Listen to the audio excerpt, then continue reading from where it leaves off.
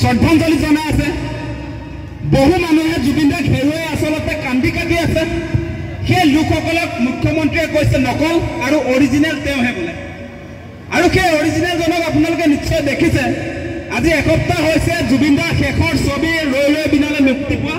আজিৰ দিনটোলৈকে মুখ্যমন্ত্ৰী তেওঁ যিগৰাকীয়ে আচলতে নিজকে জুবিন গাৰ্গৰ আটাইতকৈ ডাঙৰ অনুৰাগী বুলি কয়, আজিৰ দিনটোলৈকে জুবিন দাৰ শেষৰ চিনেমাখন চাবৰ কাৰণে তেখেতৰ সময় নাই, তেখেতৰ টাইম নাই বোলে এতিয়া।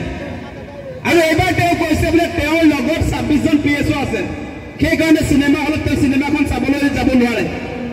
আনফালে যদি আপোনালোকে চাই, কাশ্মীৰ ফাইলছ বুলি এখন চিনেমা আহিছিলে য'ত হিন্দু মুছলমান কৰিবলৈ খুব সহজ আছিলে। সেই চিনেমাখন মুক্তি নোহোৱাৰ দিনটোৰ পৰাই এদিন আগৰ পৰা তেওঁ এনেকুৱাকৈ প্ৰমোচন কৰিলে আৰু মুক্তিৰ দিনাও গুৱাহাটীৰ চিটি চেণ্টাৰত গোটেই কেবিনেট সতীৰ্থসকলক লৈ সেই চিনেমা তেওঁ চালে। আৰু কাশ্মীৰ ফাইলছ চাই এই মুখ্যমন্ত্ৰীগৰাকীয়ে হিন্দু মুছলমানৰ ৰাজনীতি কৰিবলৈ গ'ল।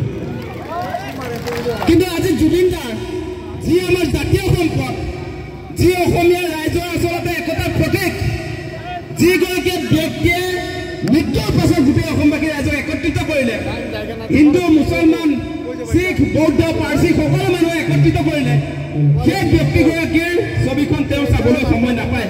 ইয়াতকৈ দুৰ্ভাগ্যজনক কথা কিবা থাকিব পাৰে নেকি? গতিকে হিমন্ত বিশ্ব শৰ্মাই এই মানুহজন যে অসমীয়া জাতিৰ শত্ৰু, বৃহত্তৰ অসমীয়া জাতিৰ একতাটো যে তেওঁ নিবিচাৰে, সেই কথাটো আজি প্ৰমাণ হৈছে। মানে তেওঁ ধৰ্মৰ নামত, জাতিভেদৰ নামত সদায় মানুহৰ বিভাজন বিচাৰে। তেওঁ ৰাইজ একতা হ'লে তেওঁ বেয়া পায়।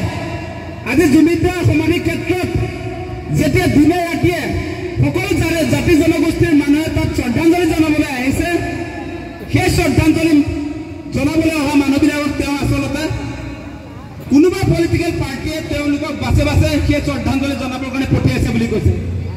সেইটো অসমীয়া জাতিৰ কাৰণে অপমান হয় নে নহয়? অসমীয়া জাতিৰ কাৰণে সেইটো অপমান হয় নে নহয়?